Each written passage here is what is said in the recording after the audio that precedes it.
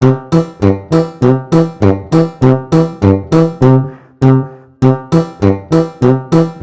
to Phonics Key Pathshala.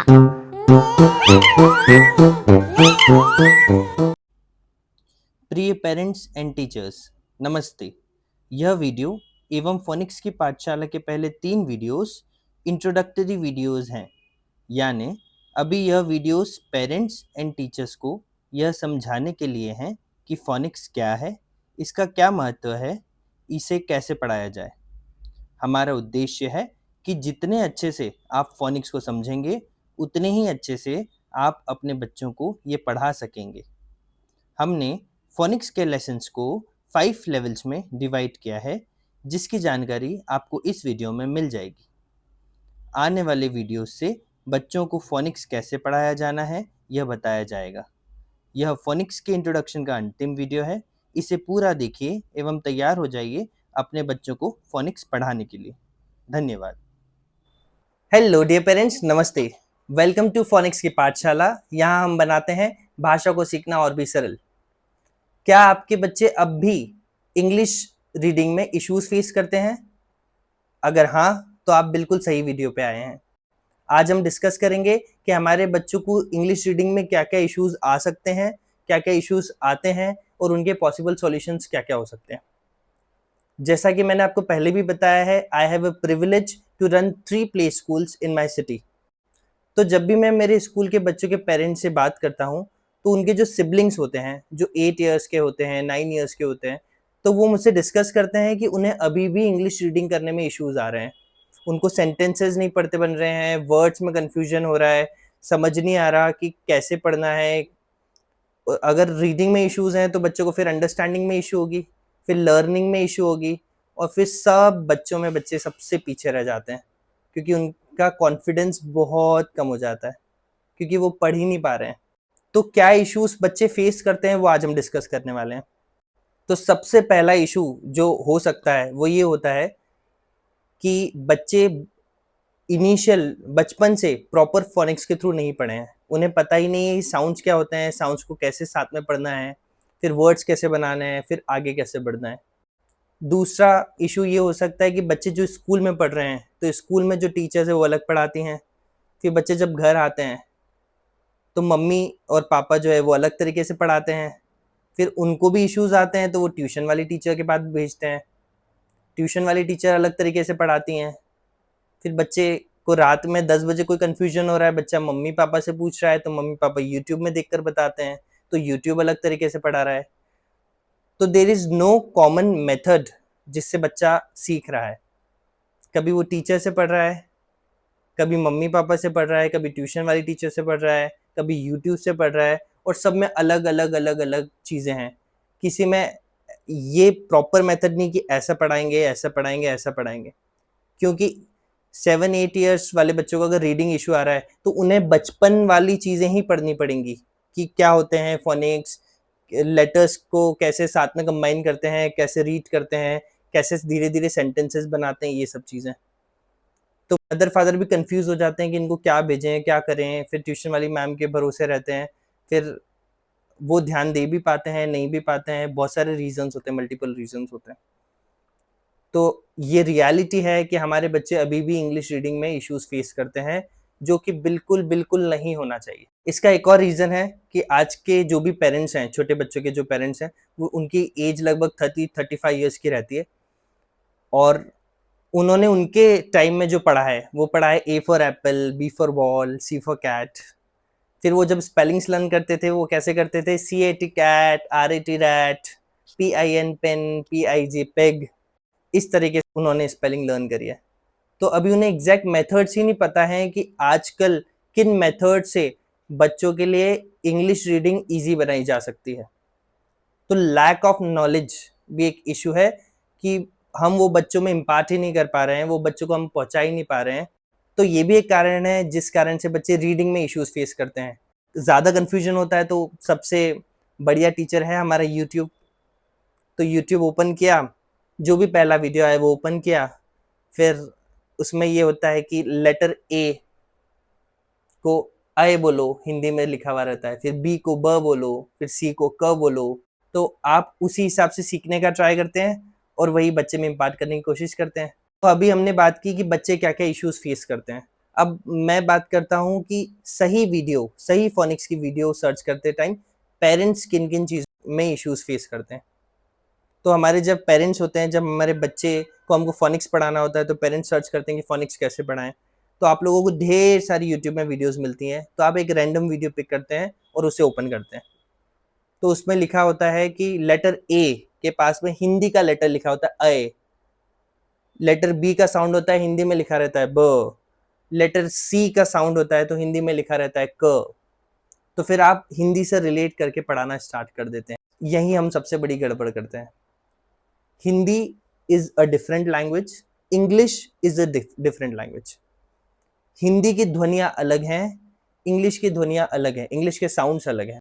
क्योंकि एक ही होते हैं तो हिंदी में 52-50 ध्वनियाँ हैं और इंग्लिश में 44 ध्वनियाँ हैं, तो अंतर तो है।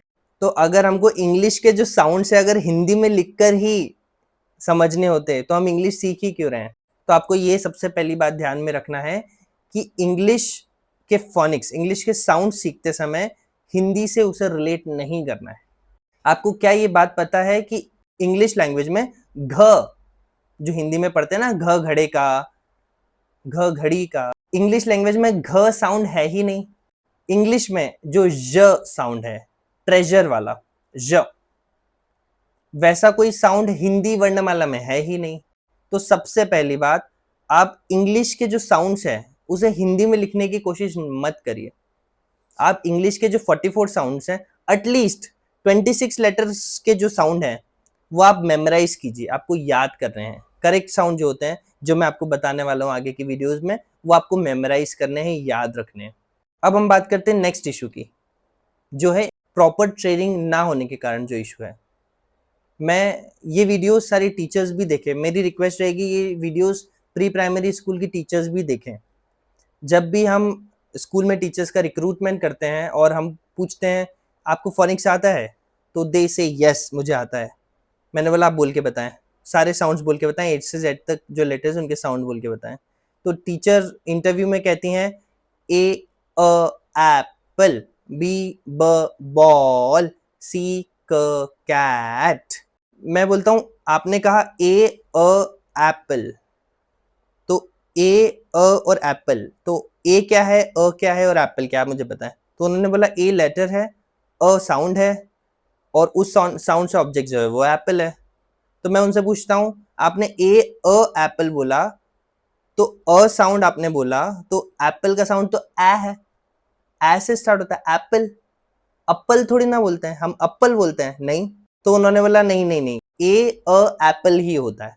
मैंने बोला ठीक है, कोई बात नहीं, मैं यहाँ पर किसी को ब्लेम नहीं करना चाह रहा, बट अगर हम प्रॉपरली ट्रेंड नहीं हैं तो टीचर हो या पेरेंट हो, हम बच्चों को गलत नॉलेज नहीं देना है। ए का साउंड इज ए और उस साउंड से एप्पल स्टार्ट होता है, तो ये नॉलेज होना चाहिए।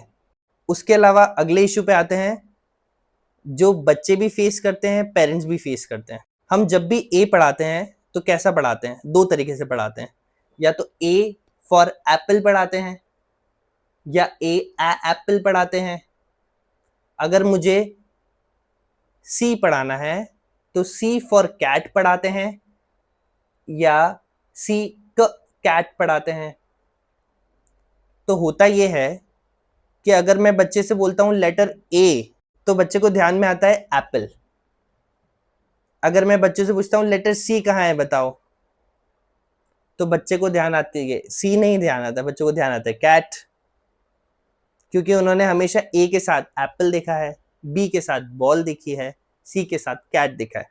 अगर जो KG2 का बच्चा है, अगर हम उन्हें बोलते हैं कि चलिए राइट कैट, तो कैट ऐसे लिखना है बच्चे को। चलिए साउंड नहीं आ पा रहा है तो आप CAT कैट लिखो। तो बच्चा मैम से पूछता है सी कैट वाला, ए एप्पल वाला, टी टेबल वाला, ये क्वेश्चंस आते हैं। इसका कारण ये है कि बच्चे जो हैं वो साउंड को ऑब्जेक्ट से रिलेट कर रहे हैं। तो हमें ये ध्यान रखना है कि अगर हम लेटर डी पढ़ा रहे हैं और उसके साउंड पढ़ा रहे हैं, तो हम लेटर डी बच्चे को बताएंगे ऐसे, फिर बताएंगे लेटर डी का साउंड इज ड ड, फिर हम बताएंगे देयर आर मल्टीपल ऑब्जेक्ट्स, ड डॉग, ड डक, ड जंप, ड डायनासोर। तो अगर हम इस वे में पढ़ा रहे हैं तो बच्चे का जो होराइजन है वो ब्रॉड रहेगा। बच्चों को पता है कि लेटर नेम ये है, लेटर का साउंड ये है, और उस साउंड से देयर आर मल्टीपल ऑब्जेक्ट्स। तो this would be correct method. आजकल जब भी आप यूट्यूब ओपन करते हैं तो आपने देखा होगा letter A B C D के सॉन्ग्स आ गए हैं। तो मुझे ये क्वेश्चन करना है कि लेटर ए अगर आपने सिखाया तो आप डायरेक्टली उसका बच्चे को साउंड क्यों नहीं लर्न करवाना चाह रहे? हमें क्यों उस लेटर का एक सॉन्ग, फिर लेटर बी का अलग सॉन्ग, फिर लेटर सी का अलग सॉन्ग, ये क्यों लर्न करवाना है? इसके साथ ही एक और चीज है, हम बच्चों को हर साउंड से रिलेटेड एक्शंस लर्न करवा रहे हैं। अगर मैंने कहा लेटर टी तो उसका साउंड है ट, तो बच्चे साउंड के साथ एक्शन करेंगे ट ट ट। तो लेटर को ऑब्जेक्ट से तो रिलेट नहीं करना है, ये हमने चेक कर लिया, पर लेटर को सॉन्ग से भी रिलेट नहीं करना है हमें, और लेटर को किसी एक्शन से भी हमें रिलेट नहीं करना है। इसका मैं कारण बताता हूं। अगर मान लिया कि आपने लेटर को एक्शन से रिलेट किया है, तो KG2 में आके अगर मैम बोलेगी नेट, राइट डाउन नेट, तो बच्चा बोलेगा नेट न ए ट। तो बच्चे को दिमाग में न ए ट में ध्यान में क्या आना चाहिए? NET, और बच्चे को NET लिखना चाहिए। पर बच्चे को क्या ध्यान आएगा? एक्शंस, ए ए ए ट ट ट। तो बच्चे को कंफ्यूजन हो रहा है और बच्चे को कंफ्यूजन क्रिएट कर रहे हैं हम लोग। तो ये मेथड सही नहीं है। आप डायरेक्टली बच्चे को एन, लेटर एन का साउंड ये सिखाएं, लेटर ई का साउंड ए ये सिखाइए, बच्चों को लर्न करने के लिए लगाइए। ज्यादा साउंड्स लर्न नहीं करना है, ओनली 44 साउंड्स है जो लर्न करना है, और उसमें भी मेन है 26 लेटर के 26 साउंड्स लर्न कर लीजिए। अगर उतना लर्न हो गया तो धीरे धीरे जो भी आगे होगा वो अपने आप बच्चा कर लेगा। आपको अलग अलग एक्शन से बच्चों को परेशान नहीं करना है। ये जो मेथड्स हैं ये इंग्लैंड में मेथड्स बनी हैं, तो वहाँ की नेटिव लैंग्वेज ही इंग्लिश है। फॉर एग्जाम्पल हमें हिंदी सिखाने में ज़्यादा इश्यूज नहीं आता क्योंकि हम बोलते हैं। तो 2 साल का बच्चा भी मछली जल की रानी है, जीवन उसका पानी है, ये बोलता है। हम छोटे छोटे बच्चों को सी के लिए कैस्टनेट सिखाते हैं। क्यों सिखाना है? सिंपल बोलिए सी का साउंड इज क। सिंपल बताइए डी साउंड इज ड। तो हमें कुछ लेटर्स ही तो हैं जिसके साउंड लर्न कराने। तो आपको ध्यान रखना है, लेटर्स को ना ऑब्जेक्ट से रिलेट करना है, ना उसके अलग अलग सॉन्ग्स लर्न करवाने हैं क्योंकि बच्चे का फोकस उधर डाइवर्ट होगा, ना बच्चों को अलग अलग एक्शन लर्न करवाने हैं क्योंकि बच्चे का फिर फोकस जो है ऐसे डाइवर्ट होगा। तो आपको इन चीजों का ध्यान रखना है, इसलिए सही guidance is very very important. मैं यूजुअली फोनिक्स की पाठशाला ऑनलाइन लेता था 1-to-1 क्लासेस में। उसमें लगभग मैंने 100+ स्टूडेंट्स को रीडिंग सीखने में हेल्प की है। मदर्स भी रहते थे साथ में, तो एक चेक रहता था कि मैं सही या गलत पढ़ा रहा हूँ, और बच्चों के रिजल्ट्स भी दिखे हैं। आप कुछ एग्जाम्पल के वीडियो देखिए, ये बच्चों को मैंने ही फोनिक्स सीखने में हेल्प करी है, रीडिंग। अब आप कुछ 1-2 वीडियोस देख लीजिए जिसमें मैंने ही बच्चों को रीडिंग में हेल्प करी है फोनिक्स के through. I see the yellow cat. He like to abdab. They like to go abgab. It we need a bag. I can use a rag.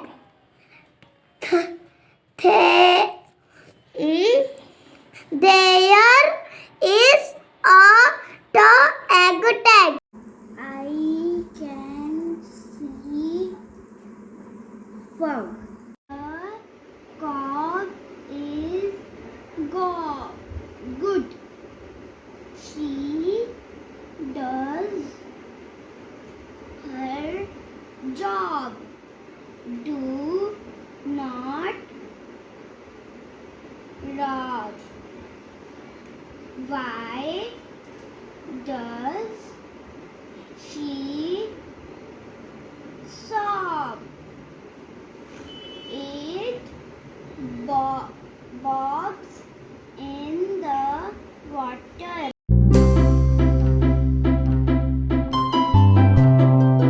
ये नहीं पता था कि फ्लोली से कितना कुछ होगा और बहुत सी चीजें थी जो मुझे भी नहीं पता था और इससे ये भी नहीं पता था कि ऐसे ऐसे इसमें साउंड क्रिएट होते हैं। आपको तो लॉन्ग साउंड स्मॉल साउंड का डिफरेंस ही नहीं पता था।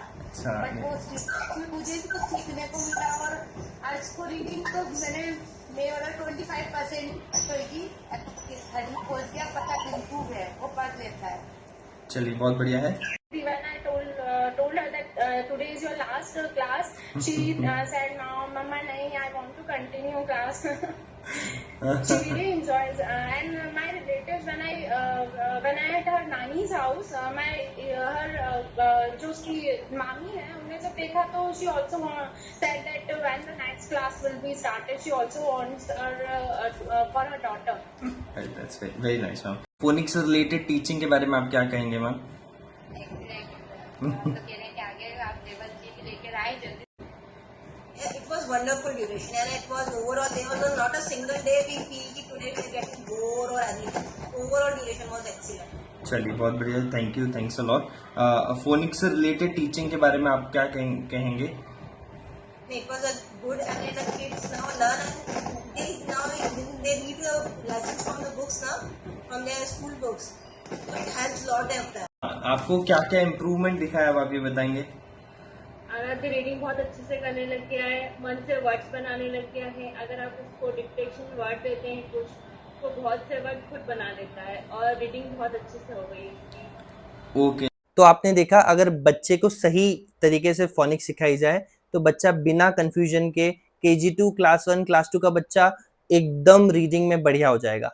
इंग्लिश लैंग्वेज ही ऐसी है जिसमें हमें काफ़ी वर्ड्स पे वर्क करना पड़ेगा, बट हम जहाँ तक बच्चों के लिए इंग्लिश सीखना सरल बना सके उतना हमको बनाना है। अब आप देखेंगे, जब आपने और हमने जब इंग्लिश पढ़ी है तो हमें 100% स्पेलिंग्स याद करनी पड़ती थी। अगर मुझे कैट बोलना है तो CAT लर्न करते थे, अगर 1 बोलना है तो ONE 1 कर लेते थे लर्न, अगर मुझे एप्पल बोलना है तो APPLE एप्पल ऐसे लर्न करते थे। तो हमको अगर 100 स्पेलिंग सीखनी है तो हमको सबकी सब स्पेलिंग्स जो हैं वो लर्न करनी पड़ती थी। बट आज के समय में फोनिक्स की हेल्प से लगभग आप ये मान लें 70% बच्चे रीडिंग फोनिक्स की हेल्प से कर लेते हैं, और जो 30% स्पेलिंग्स हैं वो साइट वर्ड्स होते हैं या जिनकी स्पेलिंग हमें लर्न करनी पड़ती है। तो आप समझिए 100% लर्न करना पड़ता था वर्सेस 30% ही लर्न करना है। तो फोनिक्स कितना ज़्यादा हेल्पफुल है। तो अब हम बात करेंगे कि हम लोगों ने जो फोनिक्स की पाठशाला में जो फोनिक्स हम लोग सिखाते हैं वो किस तरीके से सिखाते हैं। तो हम लोगों ने जितना भी फोनिक्स का सिलेबस है उसे 5 लेवल्स में डिवाइड किया है, लेवल 1, लेवल 2, लेवल 3, लेवल 4 और लेवल 5। तो लेवल 1 में हम सबसे पहले सारे लेटर्स के साउंड्स सिखाते हैं और उससे रिलेटेड वर्कशीट सॉल्व कराते हैं ताकि बच्चों को कन्फ्यूजन ना रहे। हम बिल्कुल ऐसा नहीं सिखाते कि पहले कुछ ग्रुप कर लिया, कुछ लेटर्स का ग्रुप, फिर अगला ग्रुप का लेटर का ग्रुप कर दिया। वो थोड़ा सा कन्फ्यूजन क्रिएट करता है क्योंकि स्कूल में भी A to Z लाइन से चलता है, तो हम भी ऐसा A to Z लाइन से ही चलाते हैं। तो सबसे पहले हमें 26 लेटर के साउंड्स पता होना चाहिए। फिर उसके बाद लेवल 2 में जो है हमको 2 लेटर्स कैसे ज्वाइन करना है, 3 लेटर्स कैसे ज्वाइन करना है, ये आना चाहिए। फिर लेवल 3 में हम लोग ब्लेंड्स पढ़ाते हैं कि B और L को साथ में ब्ल पढ़ा, P और R को साथ में हमने प्र पढ़ा। तो उसके बाद हम लोग जो है डायग्राफ्स पे आते हैं कि अगर C और H साथ में है तो साउंड अलग हो जाता है, च। फिर नेक्स्ट लेवल में हम लॉन्ग साउंड पे आते हैं कि मैट हो गया, बट MATE को मेट पढ़ते हैं, तो ये लॉन्ग साउंड्स आ गए। उसके बाद हम लोग जो है डिफ्थोंग्स पे जाते हैं। तो इस तरीके से हम लोग रीडिंग का लेवल बढ़ाते हैं। तो हमारा जो पढ़ाने का तरीका है वो बिल्कुल स्कूल से मैच करेगा, स्कूल के सिलेबस से मैच करेगा, तो बच्चा कंफ्यूज नहीं होगा कि हमें स्कूल में अलग पढ़ना है और फोनिक्स अलग पढ़ना। फिर हम बात करते हैं साइट वर्ड्स की। तो साइट वर्ड्स भी हम कवर करेंगे। साइट वर्ड्स होते क्या हैं? साइट वर्ड्स वो वर्ड्स होते हैं जो इंग्लिश लैंग्वेज में फ्रीक्वेंटली यूज्ड होते हैं, जैसे is, am, are, there, he, she, it, what. ये वर्ड्स हम बच्चों को इतना थरो करवा देते हैं कि बच्चे उसे ऑन साइट बोल देते हैं। मीन्स बच्चे ने देखा और बोल दिया, देखा और बोल दिया। उन वर्ड्स को डिकोड यानी फोनिक्स से पढ़ने की नीड नहीं रहती। तो इसके भी 2 लेवल्स रहेंगे, लेवल 1 और लेवल 2। इन पे भी 2 अलग-अलग वीडियोस मैं पोस्ट करने वाला हूँ। तो और मेरी कोशिश ये रहेगी जो भी टॉपिक्स हम वीडियोस में कवर करेंगे, तो उससे रिलेटेड फ्री प्रिंटेबल वर्कशीट्स जो हैं, वो मैं कोशिश करूँगा कि मैं आपको प्रोवाइड करवा दूँ, ताकि आप उन टॉपिक्स को बच्चों को और अच्छे से समझा पाएँ। अब हम नेक्स्ट वीडियो में स्टार्ट करने वाले हैं लेवल 1 का पहला साउंड। तो आई होप आपको ये वीडियो बहुत वैल्यूएबल और इन्फॉर्मेटिव लगी होगी। तो प्लीज़ वीडियो को लाइक कीजिए, शेयर कीजिए एंड हमारे चैनल को सब्सक्राइब कीजिए। Bye bye, see you in the next video.